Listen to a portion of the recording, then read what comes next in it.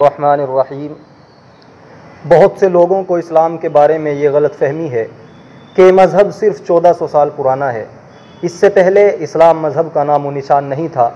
جو لوگ اسلام کے بارے میں ایسا غلط خیال رکھتے ہیں ان میں سے مثال کے طور پر ایک دو کو آپ کو دکھاتا ہوں، اس کے بعد حقیقت کیا ہے آپ کے سامنے پیش کی جائے گی۔ اب میں آپ کو چیلنج کرتا ہوں اس بات پر، 1400 سال پرانا اسلامک اتہاس دکھا دیجئے، 1400 سال سے زیادہ پرانا، میں اینکرنگ کرنا چھوڑ دوں گا۔ جب آدم علیہ السلام آئے تو اسلام نہیں آیا۔ اسلام کب آیا؟ یہ آپ کی غلط فہمی ہے۔ پروفٹ جب لے کر آئے باقی ساری کتابوں کو، پھر آپ نے کہا کہ یہ نہیں، اب اسے فالو کیا ہو جائے گی، بہت ڈیٹیل ہے۔ لیکن حضرت آدم علیہ السلام بحیثیت مسلمان آئے تھے اور اس کے بعد ہزاروں، اس کا تو ایریا پورا ٹائم پیریڈ نہیں معلوم، اچھا اب ہر کوئی مسلمان ہو گیا۔ 1500 سال پرانا ریلیجن اور اب ہر کوئی مسلمان ہو گیا۔ ریلیجیس ایوولوشن پورا کھیل ہی بدل گیا۔ پورا بیسک پر آ جائیے۔ میں یہ کہہ رہی ہوں کہ جب پروفٹ محمد جو ہے وہ آئے تب اسلام آیا، اس سے پہلے اسلام نہیں تھا۔ اس سے پہلے اسلام کو دین ابراہیمی بھی کہا جاتا ہے۔ اسلام کو یہ سننے کے بعد کئی طرح کے سوال ذہن میں آتے ہیں کہ کیا اسلام صرف 1400 سال پرانا مذہب ہے؟ اگر ایسا ہے تو پھر اس سے پہلا مذہب کون سا ہے؟ دنیا کے سب سے پہلا اور سب سے پرانا مذہب کون سا ہے؟ پیغمبر محمد صلی اللہ علیہ وسلم سے پہلے جو تقریباً 1,24,000 پیغمبر اس دنیا میں آئے ہیں، ان کا مذہب کیا ہے؟ ان سب سوالات کے جوابات ہمیں قرآن کریم سے ملتے ہیں۔ چلیے ہم قرآن کریم میں دیکھتے ہیں۔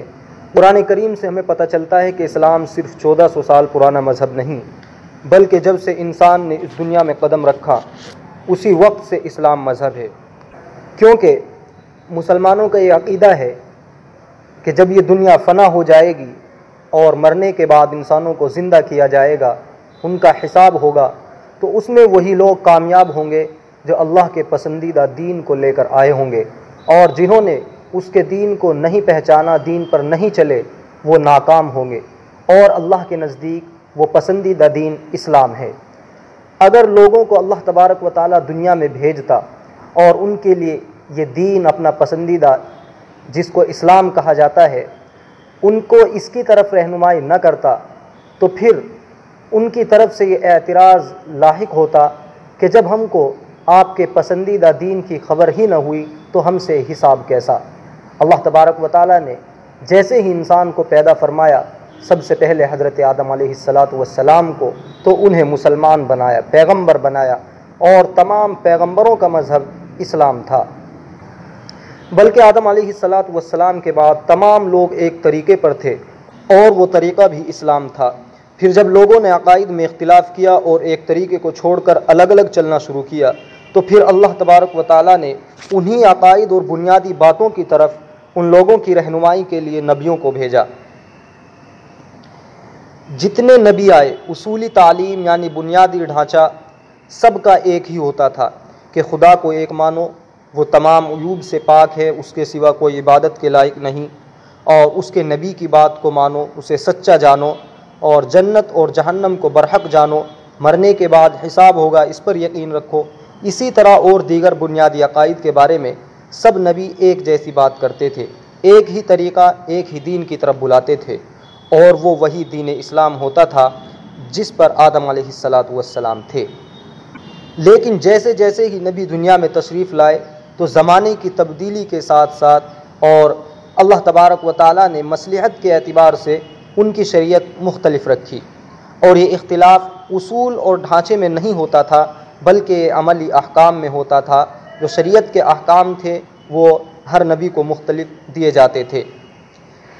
اس سے پتہ چلا کہ تمام نبیوں کا دین ایک تھا، بس شریعتیں الگ الگ تھیں، اور دین وہ اسلام تھا۔ اور دین و شریعت میں فرق یہ ہے کہ دین وہ اصول اور احکام ہیں جو کبھی منسوخ نہ ہوئے ہوں، بلکہ وہ تمام نبیوں میں حضرت آدم علیہ السلام سے لے کر محمد الرسول اللہ صلی اللہ علیہ وسلم تک سب میں مشترک رہے۔ اور شریعت اللہ کا وہ مقرر کردہ طریقہ ہے جو زمانے کی تبدیلی اور مصلحت کے لحاظ سے ہر نبی کو جس کے لیے اللہ نے مناسب سمجھا الگ الگ دیا۔ جیسے جو احکام موسیٰ علیہ السلام کی شریعت میں تھے وہ عیسیٰ علیہ السلام کی شریعت میں نہ تھے، لیکن بنیادی باتیں دونوں کی ایک تھی۔